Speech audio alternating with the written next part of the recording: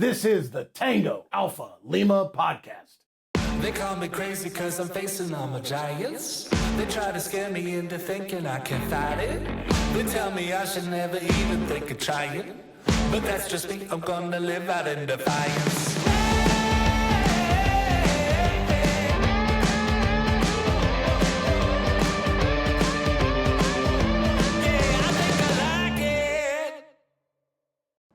Welcome, Alphas. Thanks for joining us. We have a great show for you today. Today, our guest is retired U.S. Army Colonel Sam Whitehurst, who today serves as Vice President of Programs and Services of the Dixon Center for Military and Veteran Services, advocates for service members, military veterans, their families, and the families of the fallen.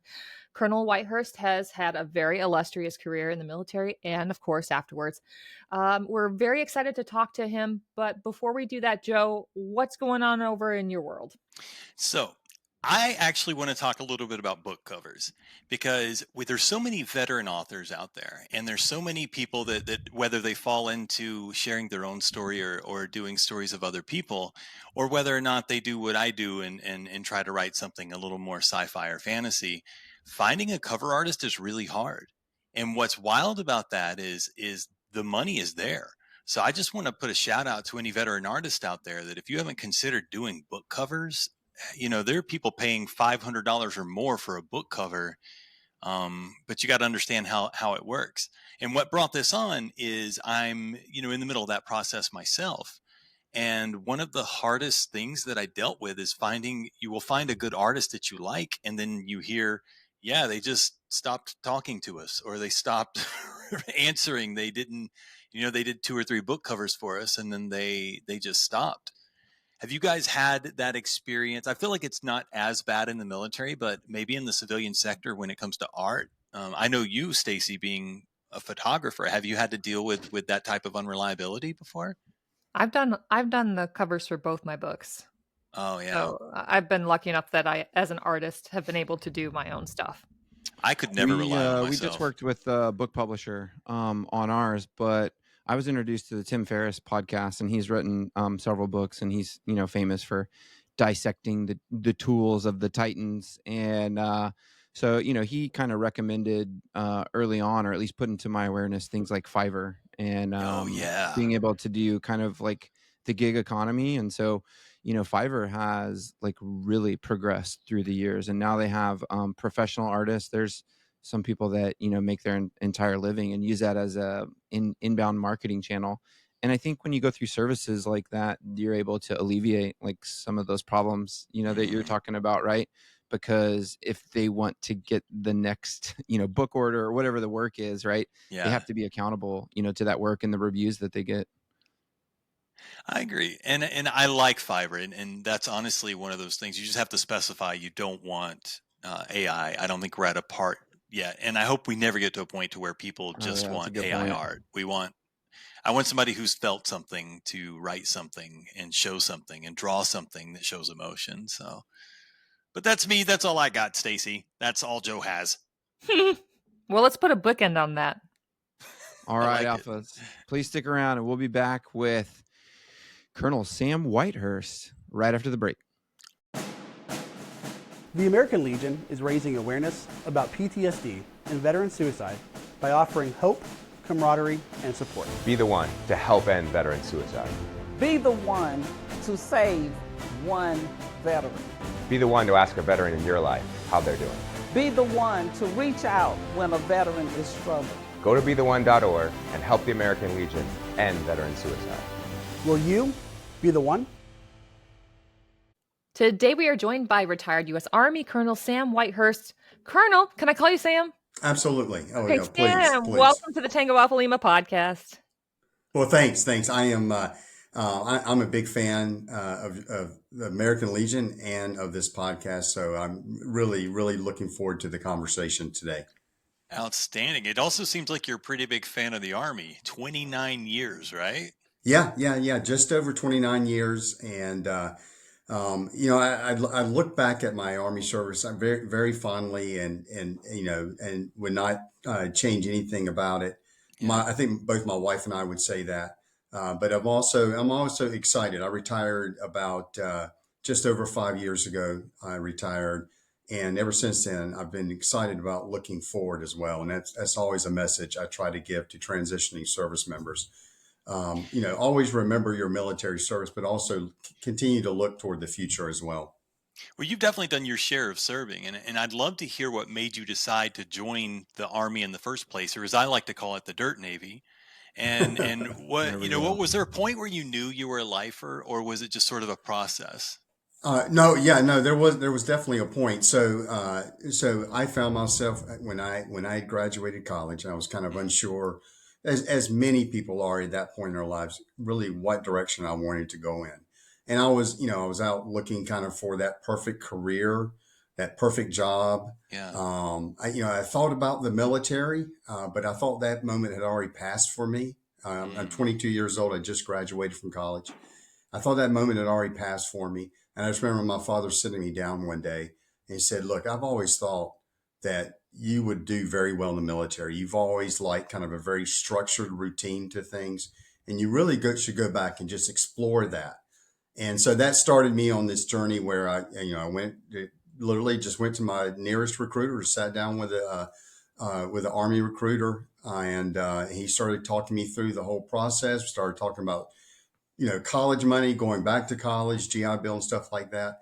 And I'll never forget. Now, this was in the age of Laserdisc. So I remember him sticking a Laserdisc in, and this video comes up, and it showed guys jumping out of airplanes. It showed Bradleys firing on the move. Showed tanks running over tank ditches and stuff like that. And they had me right there. From that moment, they had me. And so I got pointed, since I already had a college degree, I got pointed into the direction of officer candidate school and applied, and the rest is history. And then kind of fast forward from that point, there was a point, when I was probably a senior captain. My wife and I sat down and kind of, are we going to make this a career, or is this going to be like our stepping off point? Yeah. And at that point, we said, "Hey, let's go ahead and make it a career." And after that, we were all in. We were all in after that. I got a buddy of mine that says, if you're going to be a bear, be a grizzly. And also, I just want to say, there's two types of people that join the military. There's people like you who gravitate towards that structure, and there's people like me who desperately needed it. And we're joking, but it's very, very true. I found that people like us, not being the same type of person at all, actually seem to do very well in the military.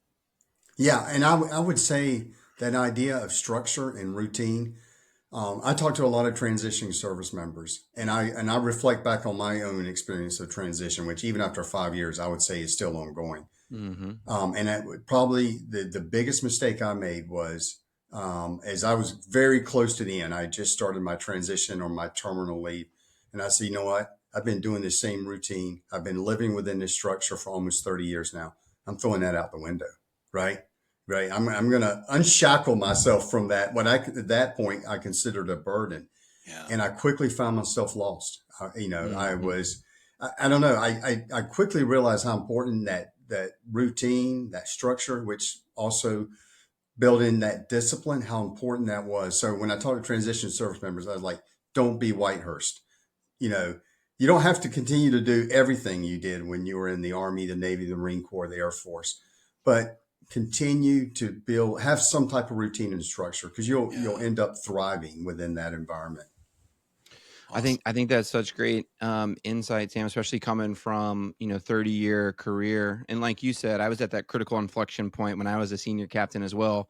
Right at almost the 10-year mark is when you do it, because you say, okay, are we going to go over this hump? And interestingly enough, that hump got pushed a little bit further, with the deployments and stuff, and seeing people getting out at the 11, 12, even the 14-year mark. But it was the 10-year mark. And I can say, even for me, right, like college educated, officer, flight school, Apache pilot, the transition is still hard in its own right for that individual and what they're experiencing. And being able to come from the structure of the military and the understanding of that organizational structure that has existed and unchanging for the last 250 years into kind of a chart your own path is quite a hard thing, no matter who you are and where you are. So your careers included commanding the 3rd Brigade Combat Team, 10th Mountain Division, and also serving as Chief of Staff in the 18th Airborne Corps.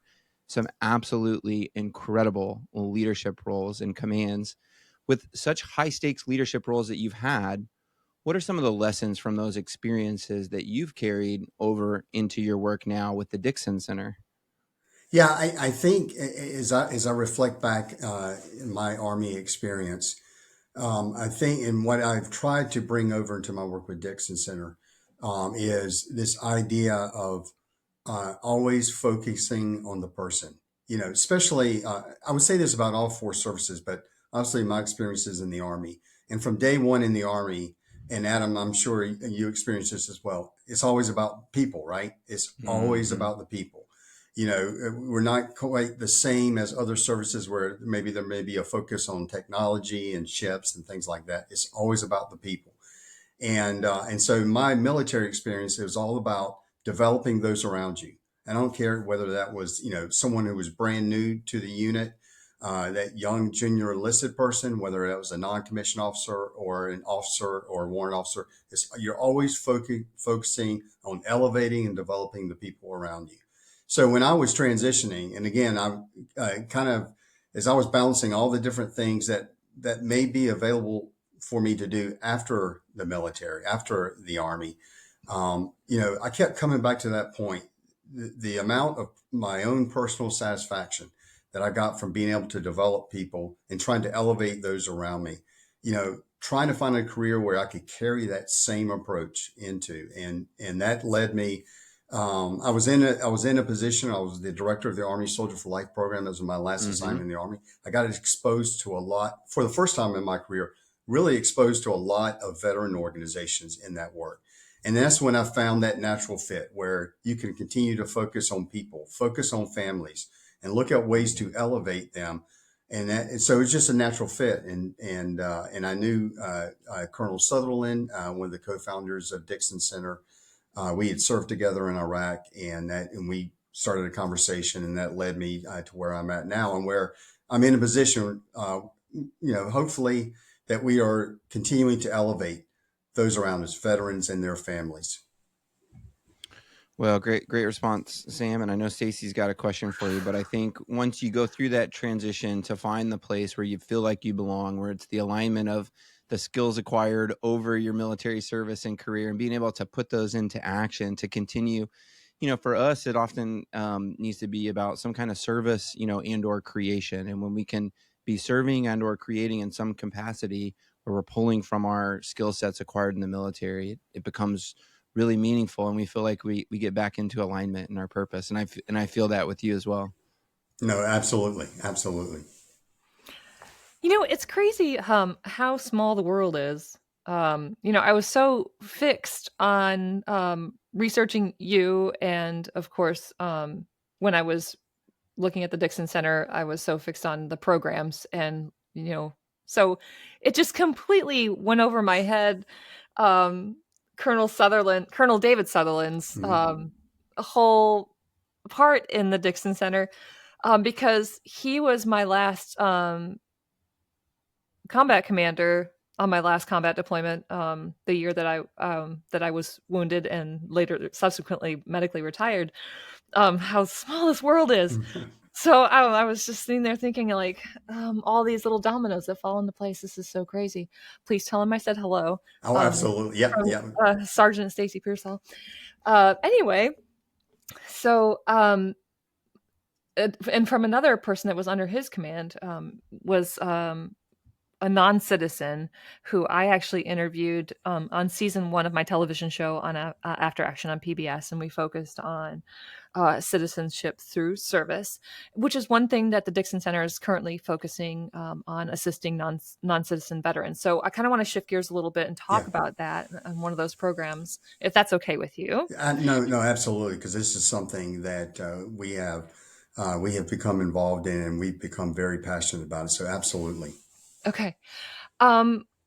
Obviously, this is a little confusing for some people because, most folks think that in order to enlist in the military, you have to be a U.S. citizen, which isn't a prerequisite. In fact, I found out that so many green card holders or people that were here for residencies that were from out of country doing their doctorate residencies were actually drafted during Vietnam, and some folks hadn't even earned their citizenship, though they were eligible for it for one reason, administrative reason or another, qualified but never followed through. And then some folks got wrapped up with drug issues because some fell into substance use disorder, and then fell into problems with the law, and now have been deported. Anyway, it's becoming this big hot button topic.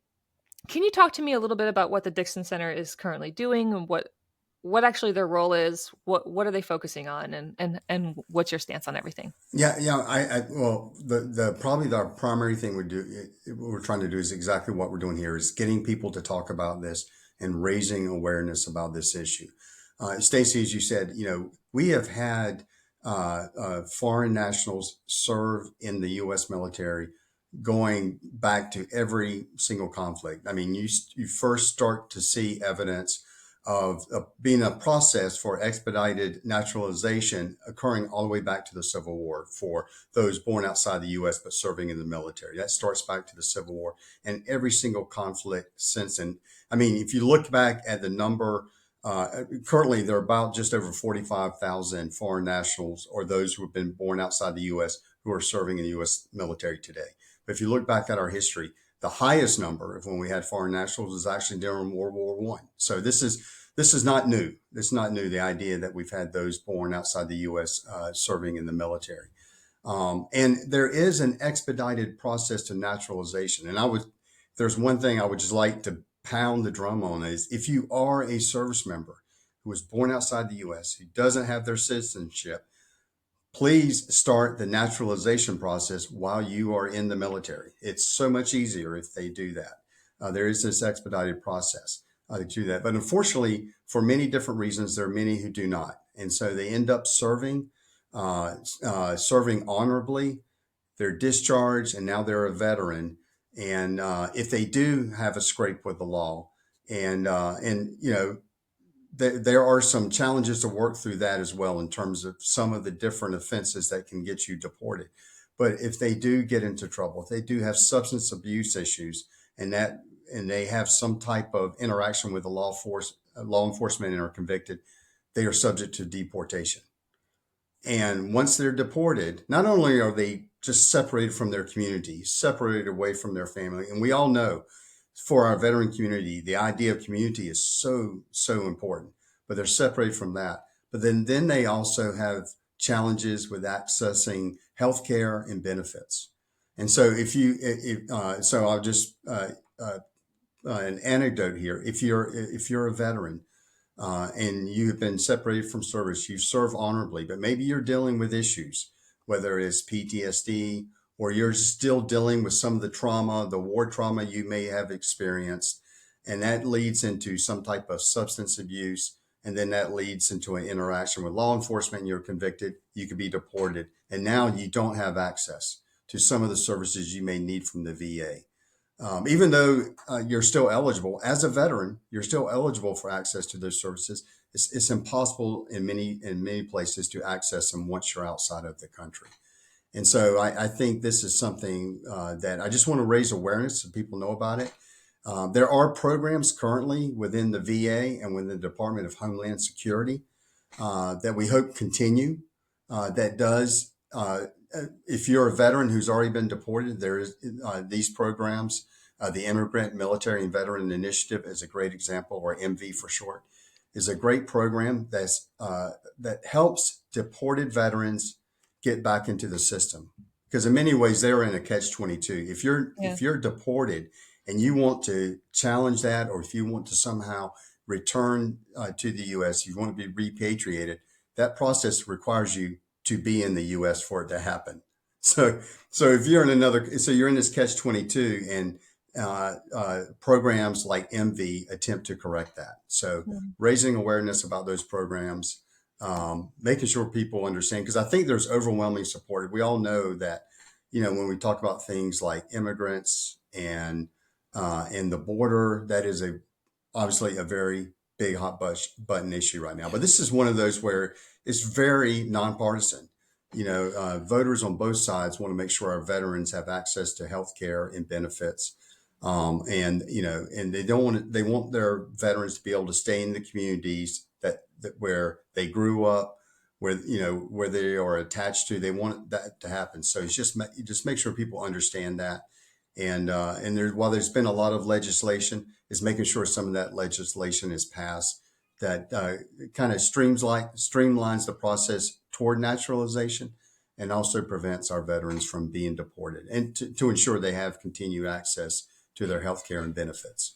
Yeah, I'm thankful that the American Legion has been a long supporter of this as well. And so for all you alphas out there listening, seek out the Dixon Center for more information on this, as well as the American Legion. We'll have that in the show notes as well for if you want to follow up on that. And check out After Action Season 1, Pledge of Allegiance for more information on that. And hey, for anybody who served who is a non-citizen, thank you for your service. Not everybody is a villain for being deported either. There are circumstances that happen, whether that's through mental illness or substance use disorder, and getting brushed with the law.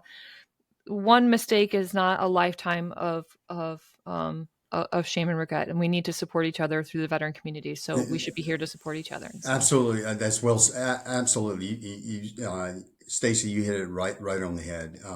We just want to make sure that there's a process and that people are considering and looking at all these different factors, and all of that should come into consideration.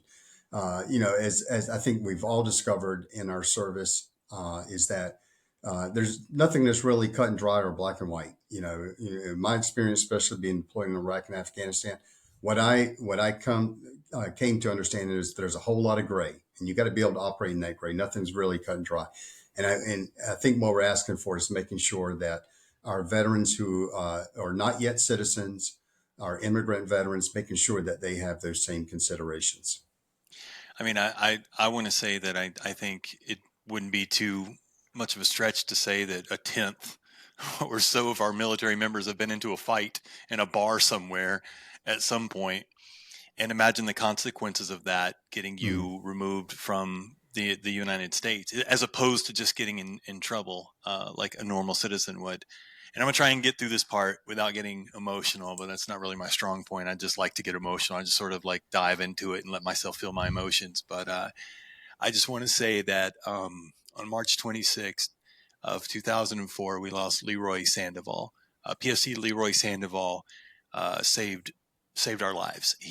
We got hit with an ambush going around the corner in the city of Fallujah, and by the time the second shot rang out, he was on the machine gun firing back and gave us the time we needed to get in cover and concealment. And he didn't make it. And that, as a corpsman, as a Navy corpsman, that was the first time that I ever truly had to deal with a combat death. We'd went through the entire city without anyone getting seriously hurt all day, and then just right there. And he was awarded I believe he was awarded a Silver Star and posthumously given his American citizenship. And so this is something that is very, very near and dear to me, because if that young man is an American, then I'm sure as hell not either. And so I just want to say that if you're serving your country, you deserve this. Go through this process and make sure you get it done. And that wasn't my question. I just wanted to honor that young man, because, we were all kids back then, but he might have been, that little guy might have been the manliest of us all. And so I wanted to give him credit for that. And I want to say that what you're doing is beautiful. It's apparent through your work with veterans of all walks of life that you're finding outside purpose, that you're finding that you're taking your service at face value. You want to be a part of a solution. You want to be a part of something that leaves people better on the back end of it. And man, that is right in my heart. That's all I ever wanted. And so, golly, goodness. Okay. And you're wanting to improve the lives of the people around you. So when did you see that need? And what do you, so I want to start there. When did you see that need? Because what's beautiful to me is when people for me, I grew up and I was in my own head, and I was, I was a generous kid, but getting me to see that it needed to be done was the hard part. I didn't recognize that there were marginalized people. I didn't recognize that, the multifaceted levels of homelessness and what that means, and what it didn't occur to me that I could have a who taught you that you could make a difference, or did you just figure that out on your own? Well, for me, and I hate to admit this, but for the majority of my service, I was so fixated on what was right there in front of me, and I think everyone understands that. I mean, it doesn't matter what you're doing in the military. That's the job that takes up a lot of your time, and so I was always kind of focused right there in front of me. I was focused, of course, on my soldiers and their families. And I'll be honest, I didn't think a lot about what happens after military service. I just didn't. I mean, I certainly didn't do it in my own case. That's another one of, what I would classify as one of the Whitehurst big mistakes is I didn't think about, preparing for that career after the Army until I was literally, getting ready to retire. So I didn't think about what happens after military service for my soldiers and for their families until, it was kind of through serendipity, but I found myself, I was at the twilight of my career. I just returned from deployment to Iraq and Syria. I just returned. And my wife and I had made a decision I was going to retire. But I was going to do one more assignment. And that's when I got assigned as the director of the Army Soldier for Life program. And that's when it was right there front and center now, kind of seeing what does happen to service members when they leave the military, what happens to our veteran community, and some of the challenges that veterans and their families face. So it was getting exposed to that. And then also, reconnecting with great leaders like Colonel David Sutherland, reconnecting with him and other leaders in the military, or really in the veteran community. And then getting exposed to some of those challenges. That really provided the on-ramp for me. That's where I saw that this was an opportunity to continue to serve something greater than self. And I think that's one thing when I look back over my military service and those that I serve with, that's one of those many defining characteristics, that those who serve are serving something greater than self. We embrace that when we're in uniform, and it was an opportunity to embrace that, after hanging the uniform up. And so that's why it was, again, kind of this natural fit to kind of go in that direction. And that's one of the things that I enjoy working in this community so much. I enjoy working with the American Legion, with the VFW, with our other veteran service organizations, because that idea of serving something greater than self permeates all of those organizations. So it's one of those things it's really good to get up, wake up every morning, go to work, and knowing you're going into that environment.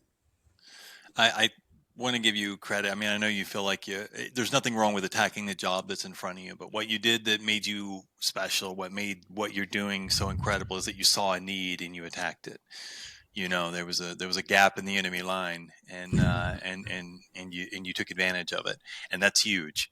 I mean, that right there, that shows good leadership. This is the kind of people that I like working with. So I appreciate you for what you do. No, Joe, thank you. Thank you very much. Thank you. I couldn't agree more with Joe or with you, Sam. We're all in agreement. There you go. So, but serving something greater than self, that really resonates with me. That's resonated in my own life. Getting to be director of operations of a coalition of 50 veteran organizations that advocate for veteran mental health initiatives.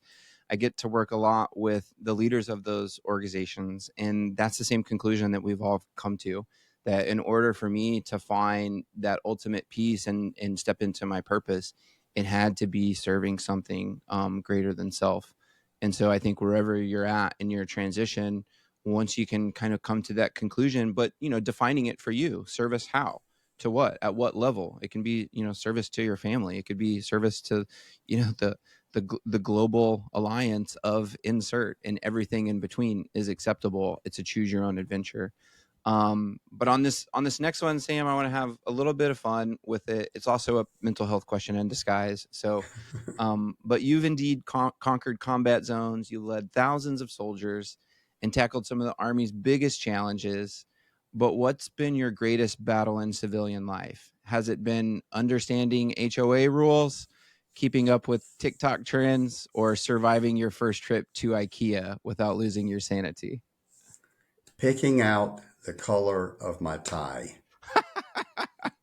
And I say that as somewhat tongue in cheek. I talk about that the big shift that occurs when you leave the military and you go into the civilian sector. When I'm talking to soldiers, and I always use that example, or talking to transitioning service members, I always use that example. And it's kind of humorous, right? But it does speak kind of to the larger challenge of adjusting to a new environment. And so that's something the first year after I got out, where, and obviously not wearing a suit today, but when I do have to wear a suit, I drive my wife absolutely bonkers because I'm sitting there, honey, I don't know what to do. I'm used to having a manual like that thick that would tell me, when I was, right. tell me exactly how to wear my uniform. And then when all of a sudden that safety net was gone, I struggled trying to pick out the right tie, and it used to drive my wife crazy. Yeah, and it's a fun kind of question to hone in on. There's so many things that are changing where you're realizing that you're going to have your mental, capacity being dedicated to these small little decisions. And I think that was one of the things that resonated with me, kind of looking at like the Silicon Valley type, where they're like, look, it's sneakers, jeans, and a t-shirt every day. And not only that, it's a gray t-shirt.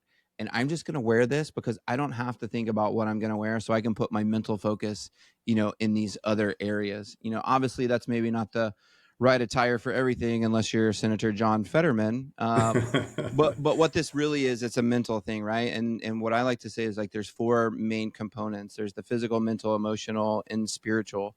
And so you're having to start to look at these things. And I know Soldier for Life and some of the principles of kind of looking at how we take better care of our soldiers, like while they're still in, really started to emerge, in 2010 to 15 as I was getting out. So I know more exists today, but how have you personally been able to kind of set up your practice and your routine to physically, mentally, emotionally, and spiritually be strong in little things, like the nuanced differences? But I would kind of align that, in your mental and emotional side. Those are things that can kind of get you out of balance if you don't realize that it's something you have to take on. Now you're not doing structured PT anymore. It's on you. What is that spiritual component that's so important?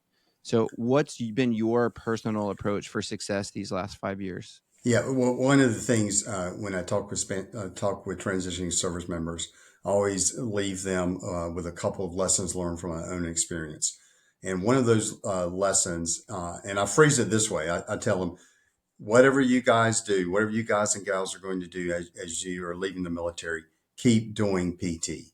Now, when I say keep doing PT, that's really that's just another way of saying you got to maintain that emotional, that physical, and mental discipline that you had in the military. And obviously, PT is a great way to describe it because that's something that we do as a matter of discipline and routine. But whether it's doing PT or just keeping that discipline in your life, I tell them it's fine to leave a lot of things behind you, right? Because you are starting a new chapter. But there's some things that you've learned in the military, your values, and this idea of discipline. Don't leave that behind. Keep that front and center. And if you have to express it in something as simple as just doing PT every day at the same time, and I always tell them, it doesn't mean you have to get up at dark 30, right? You don't have to get up at dark 30 and go out and run 2 miles or 4, whatever, I did enough running in the Army. I don't do a lot of running anymore, but do something, come up where you're doing PT, keep yourself in a high level of physical fitness. Cause I tell them, if you do just simple things like that, it doesn't make the problems go away or the challenges go away. But I do firmly believe it makes them easier to deal with. If you kind of, keep yourself, physically, and I love spiritually too. I'm going to include that, but physically, spiritually, mentally, and emotionally disciplined. If you do those things, the challenges don't go away, but they become a whole lot easier to deal with. Just the one quick anecdote before Stacy chimes in is I spent 5 years, I'd been out 10 years, 5 years I was at a corporate consulting firm called Accenture, and the workload became, kind of so intense. And that's where, before, it was maybe like 80% of the time I was always working out, and then it, flipped inverse, where maybe 10%, maybe 5% sometimes. That's where I had the most manifestations of problems in my physical that started to permeate, because I got out of balance with that. And then, of course, that starts to affect your psyche, your mental capacity, and then it stays with you. And it's, the older you get, the longer it takes to get that thing back in. So I couldn't agree more with just staying with that rigor behind, but it doesn't have to be rigor at the same level, like you were saying, right? It can be whatever is appropriate for you at that stage in your life.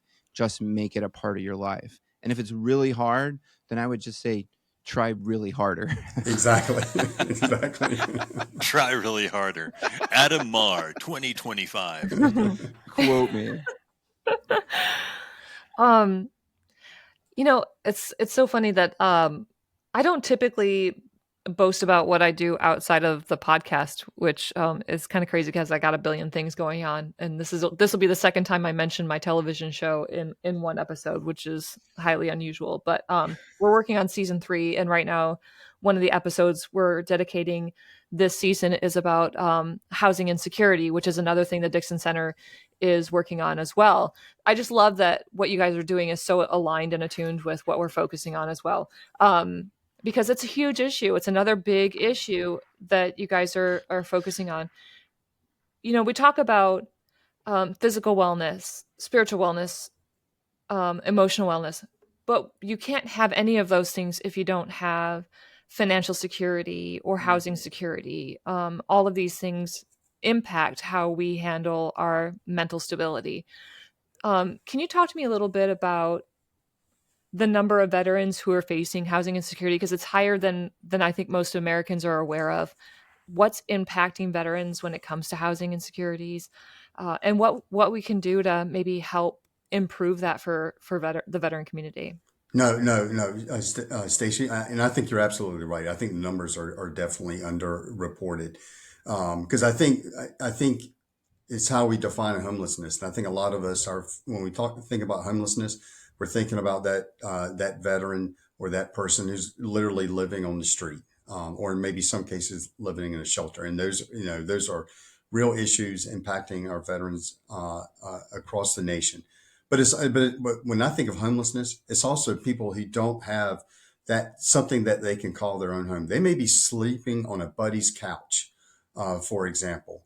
That I consider that part of homelessness. That's why I think a lot of these people who kind of, they may be living in their car or they're couch surfing, all of that really, I think the numbers behind veteran homelessness are much larger, because if you don't have something, that space, whether it's an apartment, a home that you can call your own, you're really lacking in one of the most important facets of wellness, and that's environmental wellness. The idea that you have a safe and secure environment to grow in and to prosper in. And so to your point, we do focus on housing insecurity a lot.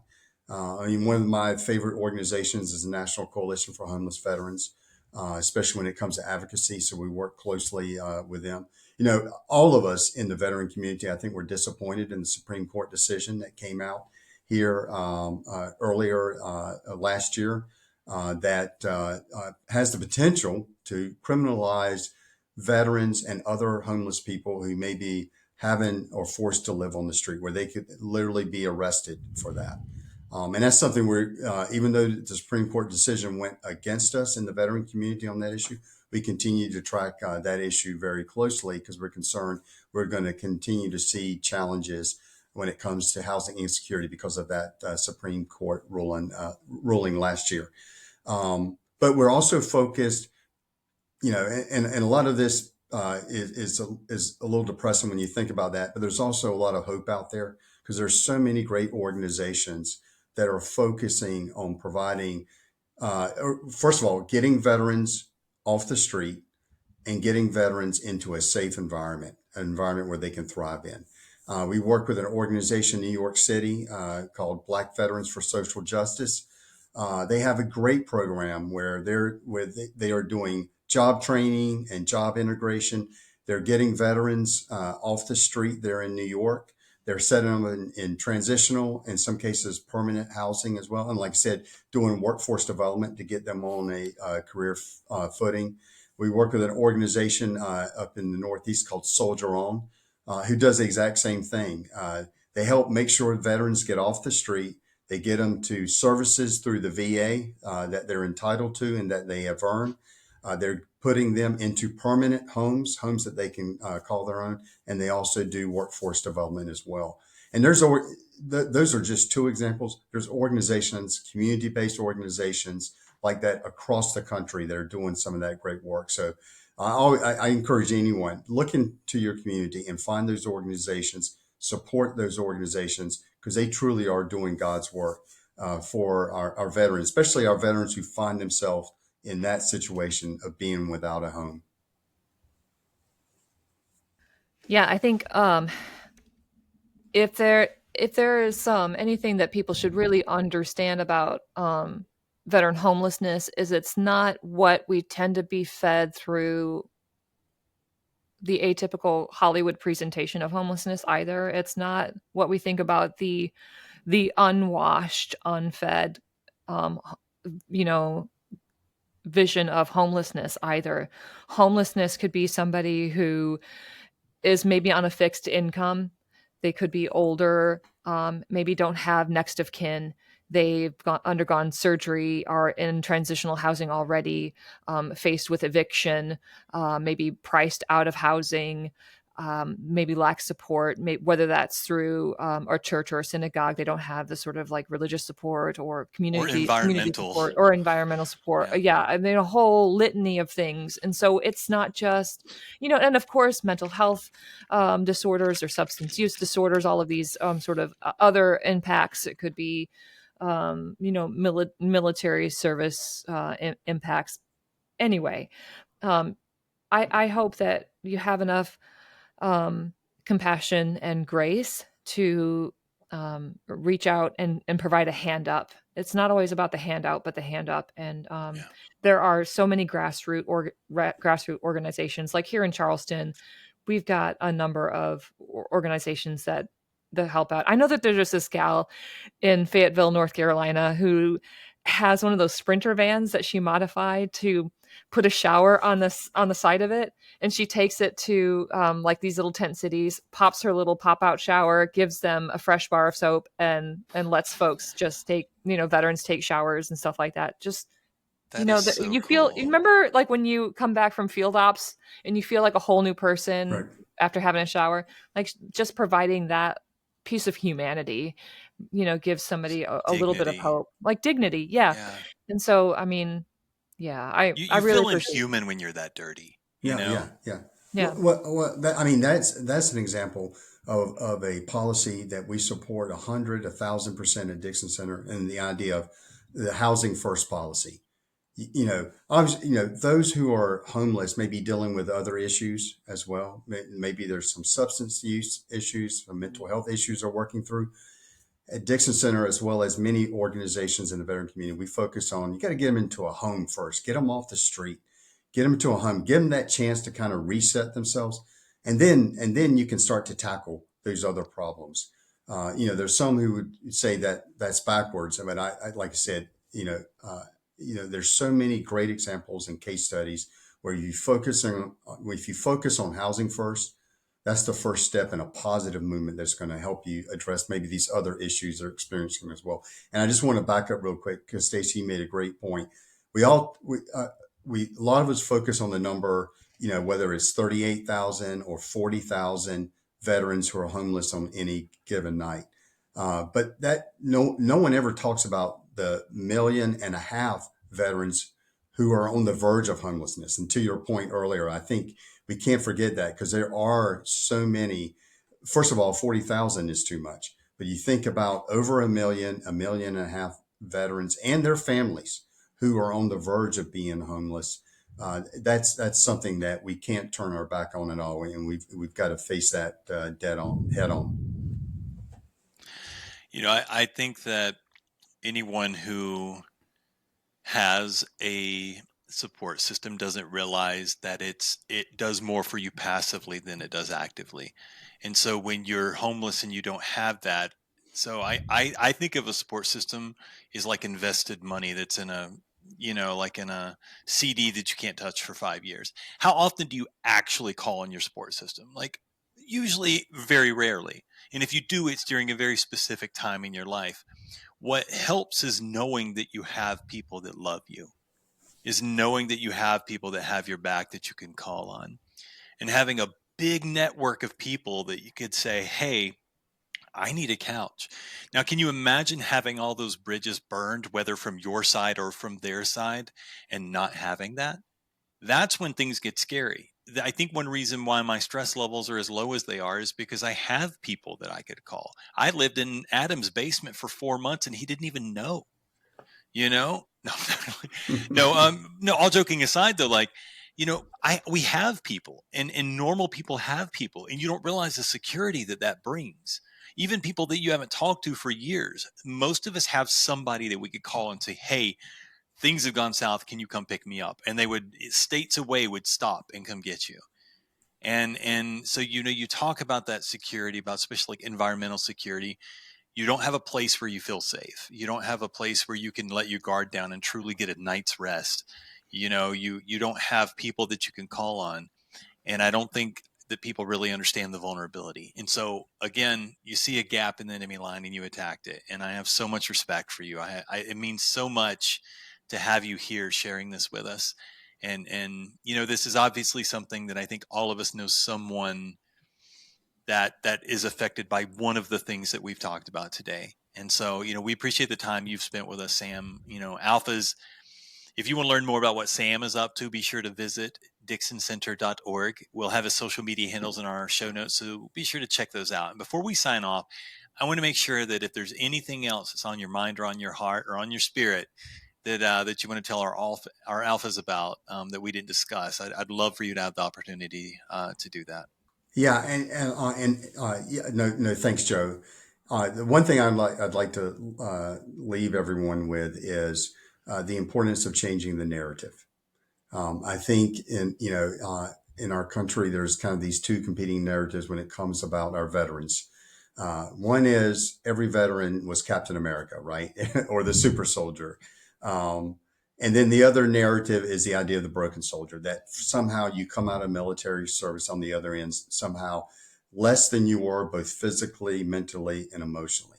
And as we all know, neither one of those are true. It's all about, it's right there in the middle. And it's being able to change the narrative about that among our community as well as among the American public as well. Because I think both those narratives can make it a little bit more challenging for our veterans, not only and their families, not only to survive, but we want to ensure that they thrive as well. And I think sometimes because of that, we forget about ideas or concepts as important as wellness. Stacy mentioned earlier about some of the different dimensions of wellness. If you focus on those different dimensions of wellness, it doesn't mean you have a mental health diagnosis, but we all deal with the loss of identity, the loss of community that comes when we leave with military service. I have my own issues that I deal with. And so I try to focus on wellness as part of that. And that means, connecting to people like my wife.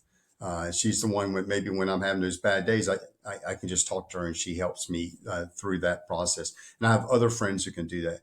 I've been able to reestablish that sense of community. So focusing on the idea of wellness, understanding that if you've met a veteran, you've met a veteran, right? We're not this monolithic demographic.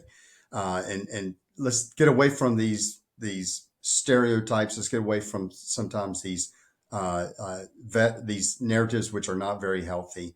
Let's focus on the wellness of our veteran community, reestablishing identity and reestablishing community. Well, couldn't have said it better. We've been speaking with Colonel Retired Sam Whitehurst. He's the Vice President of the Dixon Center. Sam, thank you so much for visiting us today. Thank you for being an alpha. Thank you for your leadership, and thank you for finding your purpose and serving something greater than yourself, even after your 30-year career in the military. To the rest of you alphas, stick around for some scuttlebutt after the break. Selfless service. The American Legion celebrates all who contribute to something larger than themselves. And inspires others to serve and strengthen America. We are veterans strengthening America. We are the American Legion.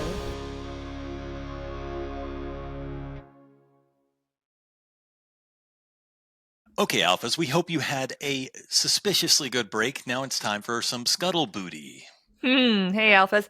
You may or may not have noticed a little less red in your morning cereals. That's because the Food and Drug Administration recently banned the use of red dye. That's number 3. That's RD3. And that was my favorite. Really was it? It was my favorite red. Apparently, that explains a lot because it's probably gone straight to your head or, in some cases, straight to cancer. That's because they've discovered it's causing cancer. Anyway, so there you go. They've asked companies to start putting it to the wayside.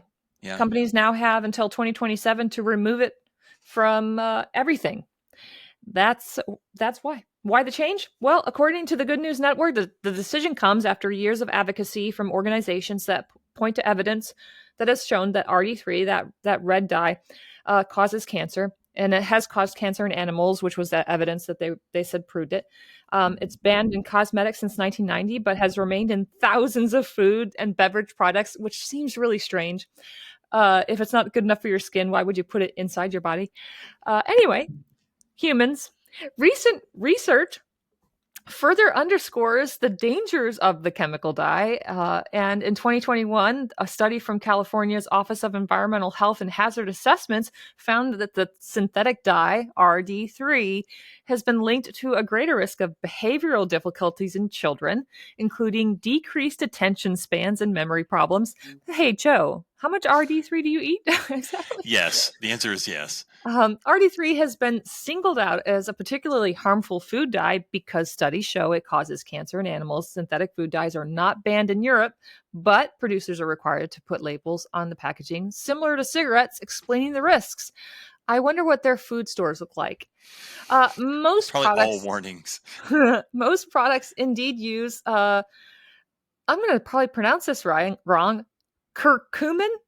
Sounds good. Is that like cumin, only like the synthetic part, like for yellow, spirulina for blue, and carcinoids, that sounds like cancer, for red and orange. Okay, so anyway, today's action by the FDA marks a monumental victory of the consumer health and safety.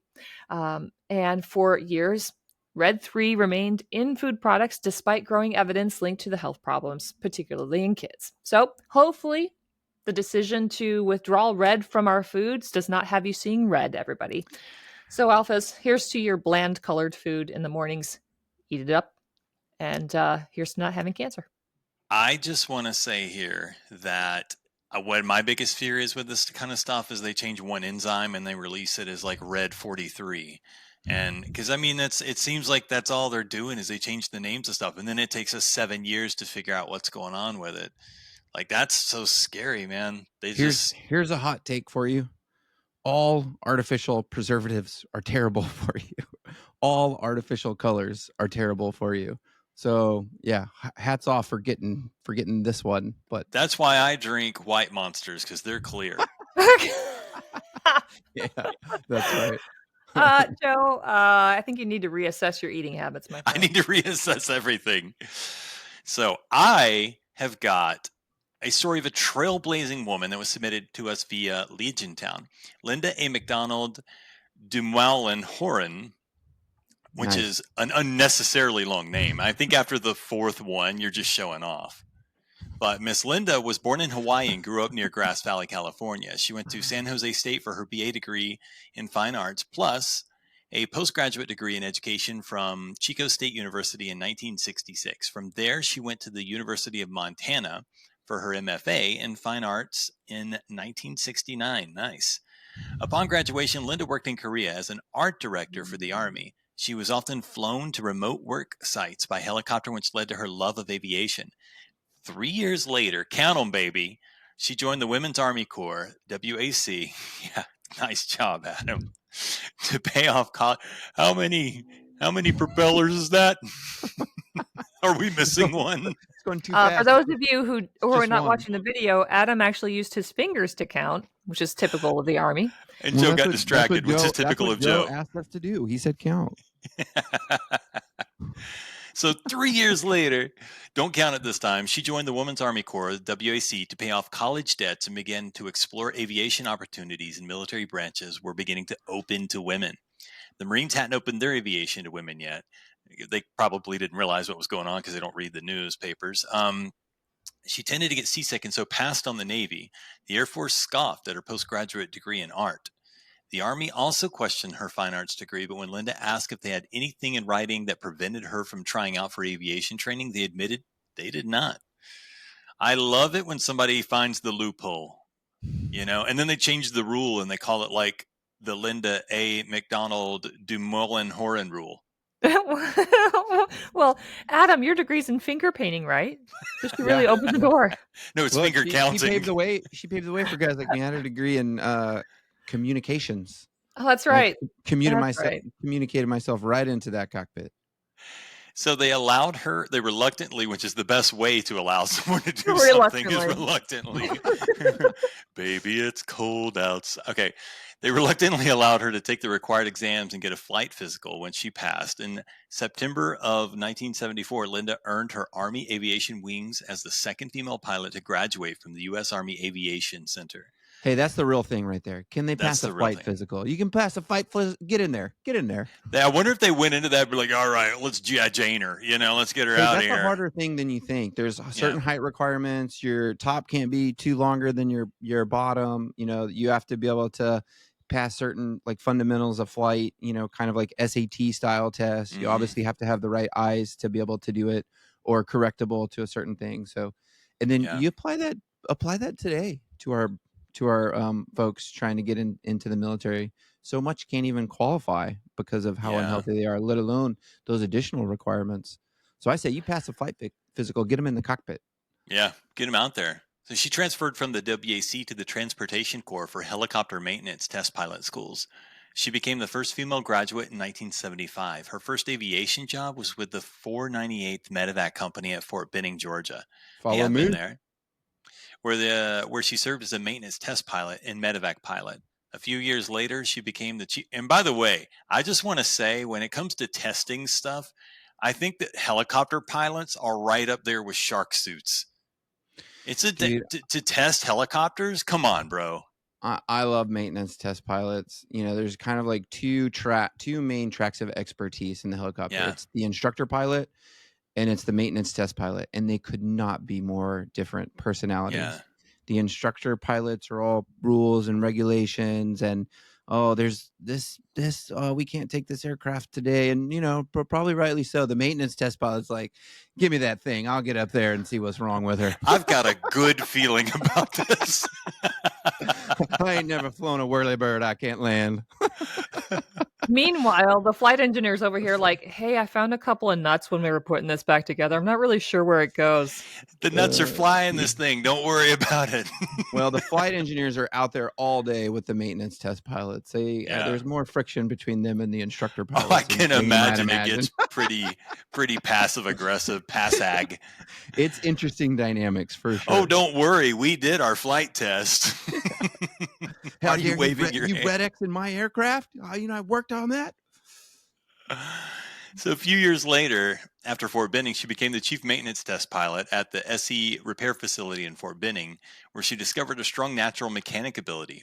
She cross-trained into fixed wing in 1977. Nice. Is that a demotion, or is that a? No, man. That's everybody wants that fixed wing rating, man. That's cool though. And holds an FAA commercial rotary wing license. In the summer of '78, she was selected for U.S. Helicopter Championship Team to compete in Russia. What? She was also the first female to provide medevac support to the U.S. Rangers camp in Dahlonega, Georgia. I love Georgia names, Dahlonega. So in the summer of 19... That's with an H, by the way. Yeah. For anybody. Dahlonega. Duh. Lanaga. So in September of 78, she became the first female Cobra gunship graduate. That's flew it. That's what I'm talking about.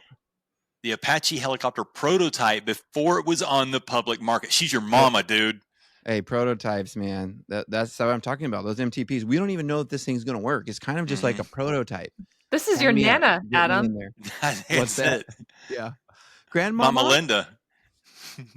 Are you my mommy? No, seriously. These are the pioneers that paved the way for people like me to fall into an aircraft that's safe, and the kinks are relatively worked out. Oh yeah, this is pure guts, man. I love people like I'm going to tell Linda she worked out all the kinks. Oh, I think about this like when I was at airborne school, and you're getting ready to jump out of the planes, and you're like, man, this is a crazy thing. Should I really be? Do I really have confidence in this? And I was like, look, at least I'm not the dudes in the 40s that are like using like the training parachutes. Like, is this really good? We don't know. We think so. This looks good on paper. Looks really good on paper.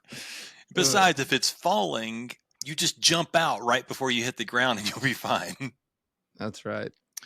So after, flying the Apache helicopter prototype before it was on the public market, so later in the year, she was assigned to the 70th Transportation Battalion as a maintenance test pilot.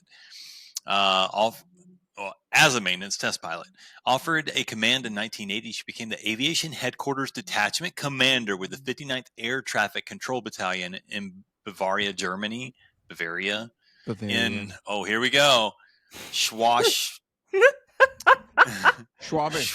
Hall. Okay, that's not that hard. Yeah. Schwabisch Hall. That's probably not how you say it, but close enough. Yeah, Germans know enough to know I'm wrong. And if you don't know I'm wrong, then you don't know whether I'm right or not. She was the first female aviator to have an aviation command before the other services. Her detachment earned a Quad A, AAAA recognition. That's it, the Quad A, baby. As part of the 59th ATC Battalion awardees in 1980. Horan was also asked to attend the German Captain's Advance course. She attended the Command and General Staff College and was the first female aviator to graduate in 1983. Woo, Can you save some progress for the rest of us? I was going to ask if they promoted her at all during this time because, leave it to the Army to kind of for her to be her. like 03. But carry on, Joe. Let's see what they did for her. So Lieutenant Colonel Horan's secondary career field was public affairs. Promotion. Yeah. And she graduated from the Defense Information School in 1984. That's my alma mater, you guys. Nice. Yep. DIS? Is it called DIS? No. It should be. That's hilarious. You diss him, bro? Diss me, bruh. No, DINFOs. Defense Did you guys battle rap? Yes. All right, hold up. All right. Yeah. All right. So she graduated from DIS in 1984 as a as a program manager. She was assigned to the Army Advertising Directorate at Fort Sheridan the Third. Is that? The third. I didn't know that there were 3 Fort Sheridans. The third. Oh, by the way, speaking of DIS or Defense Information School, our new vice president is also a Defense Information School graduate. Okay, carry on. Cool. And then later signed to the NATO Supreme Headquarters for Allied Support Europe, SHAPE, in Mons, Belgium, as a public affairs officer or a PAO. In 1988, see, why can't we get an acronym for her name? We've got all these cool acronyms. She needs to be, let's see here, Lambda. Yeah, you're gonna have to workshop that a little bit. Yeah, we're gonna work on that. We're gonna put a bookend in that. All right. In 1988, she was assigned to the Pentagon as a PAO, which again stands for Public Affairs Officer. As Secretary of Defense during Desert Storm, she was the Department of Defense representative in the Pentagon Crisis Cell. I mean, you want somebody like that, though. I mean, who knows what it's like to be under pressure and to have to perform and to make good decisions. Like, that's exactly the kind of person you want in a crisis cell for the Pentagon. I'm just saying. So in 92, Linda retired from active duty, moved to Washington State, where she became active in the Washington Wing Civil Air Patrol that did search and rescue for Mount Rainier. Wow. Today, she lives in Albuquerque, New Mexico. So First of all, I want to say Albuquerque, New Mexico. Everybody I know that moved to Albuquerque, New Mexico, looks like they gained 10 years of their life back. I don't know what it is about the desert, but people just seem to like really thrive. I don't know if it's because it's Well, I it's don't the know. I don't know desert. whether It's they just the got arid. away from the It's the, stress of life or what. well, it's the same reason that like wall caves in the desert arid climate are preserved over thousands of years. It's exactly because of the weather. I was going to say, Maybe unless that's they don't true. hydrate, that could be a problem. Then they Yeah, just yeah, prune you up gotta and you get hydrate. the leathery skin. Yeah, you get lips get Linda, dry. thank you for all that you have done and do, and fantastic. And thank you for that So Legion awesome. Town submission. Yeah, that was Yeah, amazing. More of that's a that, good please. one. And we'll Yeah. have links for the show notes where you can read a full list of her first, which is pretty significant. All right, I got something for you, Joe. Sweet. Alphas, we know you are leaders, and we found a way that you can use those leadership skills. You can become a mentor for a veteran. The Nice. American Corporate Partners, or ACP, has an urgent need for volunteer mentors for a new, eager crew of 4,000 transitioning veterans. They're looking for mentors with experience in cyber, IT government, defense, project management, and operations. This is right up a lot of veterans' expertise in domain. This is your opportunity to give back and change lives. ACP is a transition program at the Veteran Employment Project with a special focus for those looking to get jobs with Fortune 500 companies. Over 35,000 post 9/11 veterans and active duty military spouses have completed the mentorship program since 2009. Here's how it works. Transitioning veterans and military spouses apply for mentorship with ACP. Each job seeker is then hand matched with a volunteer mentor from one of the 130 corporate partners. Mentors come from some of the most prestigious and successful companies in the world. These mentors work alongside the proteges for a full year as they craft their new professional roadmap. In just 1 hour each month, mentors can help proteges create long-term career plans, build a professional network, translate their military experience for the private sector, and improve their resume and interviewing skills. Exactly the resources transitioning veterans and spouses need most. So over 85% of ACP proteges who get jobs during their mentorship are still in those jobs 1 year later, which is a pretty great success rate. A 30-point increase over the average retention rate for veterans. The average starting salary for these proteges was a whopping $92,000 a year in 2024. The personalized nature of the program and the expected year-long lifeline means their proteges have the time to develop a sense of trust and friendship with their mentors. If the leader in you is interested in making the transition path easier for your fellow veterans, take the leap and become a champion for our veterans and spouses.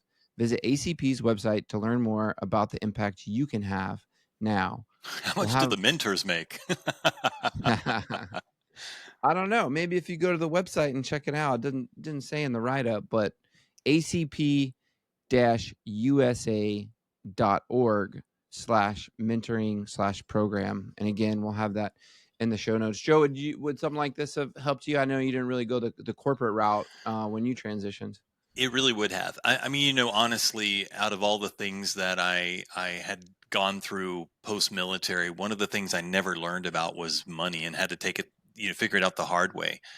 For instance, when there's like an insurance payment you get after you get blown up that doesn't remotely cover all the costs of doing things like having to buy a new vehicle because, you got a wheelchair now and you can't use a little car anymore. I mean, all these little things just eat up everything that might have been a benefit to you. And man, if I could go back and just make some smarter decisions back then, instead of, getting caught in the trap of trading your car in every 4 years and, all the dumb things that we do that waste hundreds of thousands of dollars. Like, I needed somebody to help guide me. I wanted to get involved in learning how to take care of my family and make more money to do that. And I just had to figure all that stuff out on my own. And, here I am, the glowing success that scrapes by in front of you. Look at him. Look at him. wearing his favorite T-shirt. Well, look, I'm coming up on 10 this year. I'll be my 10-year anniversary since separating. 5 of those years I spent in corporate consulting And I really learned how to go yourself and find a mentor and just pull the information, find the right characteristics. Like, who is somebody that you just really resonates with you, that you look at the career and the path they had and just have a lot that you would like to emulate in your own career. I mean, that's kind of a good way to seek out, but it wasn't until I got into that environment that I really learned how to do that.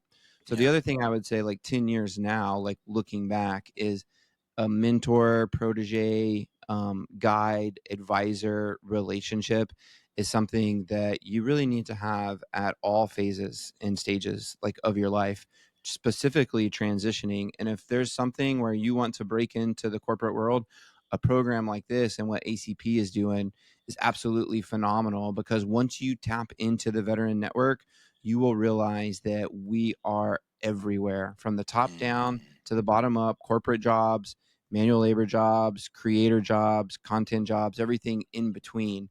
But you have to be able to start plugging into those different groups and communities where those veterans reside, and you can find mentors like that. So a program like this would be great, but it only works if we have the mentors that show up.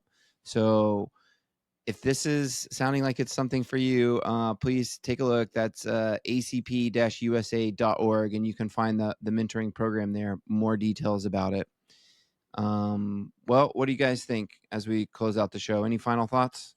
Well, first of all, thank you for that information, because honestly, I think the trap that a lot of us get in is thinking it's too late, and it's not. I mean, I have more life experience. I'm a wiser person somehow, a wiser person than I was when I got out of the military. I think I'm in a better place now to be that kind of person than I was when I first got out. So, I appreciate that information, Mr. Adam Marr.